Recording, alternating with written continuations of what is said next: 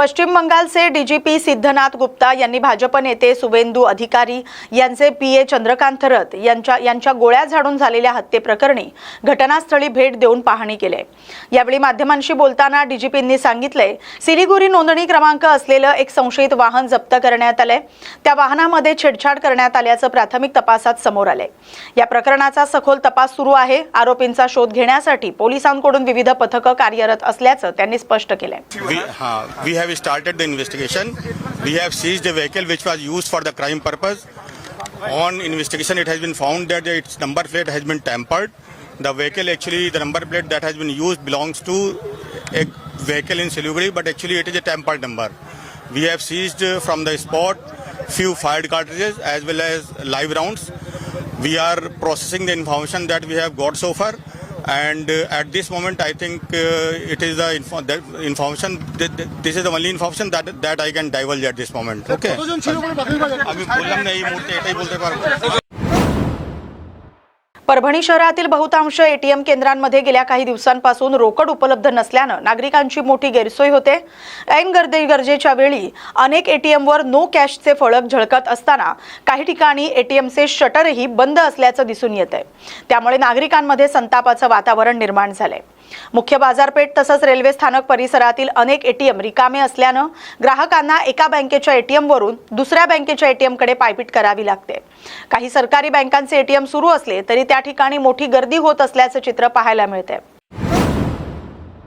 यवतमाळ जिल्ह्यातील नागपूर तुळजापूर महामार्गावर सातारा फाट्याजवळ सकाळी एसटी बस आणि ट्रक यांच्यात भीषण अपघात झालाय। यवतमाळहून आर्णीकडे जाणारी नागपूर दिग्रस मार्गावरील बस अचानक समोर आलेल्या ट्रकवर आदळल्याने हा अपघात घडलाय। धडकेनंतर ट्रक चालक घटनास्थळावरून पसार झाला होता। अपघाताची माहिती मिळताच पोलिसांनी तात्काळ घटनास्थळी धाव घेतली। पीएसआय रवींद्र जाधव यांनी स्वतःच्या वाहनातून जखमींना आर्णी येथील शासकीय रुग्णालयात दाखल केलं। अपघाताची तीव्रता इतकी होती की बस चालक स्टेअरिंग मध्ये अडकून गंभीर जखमी झाला होता। स्थानिक नागरिकांनी सुमारे अर्धा तास प्रयत्न करून चालकाची सुटका केली। या दुर्घटनेत चालक आणि वाहक यांच्या पायाला गंभीर दुखापत झाली।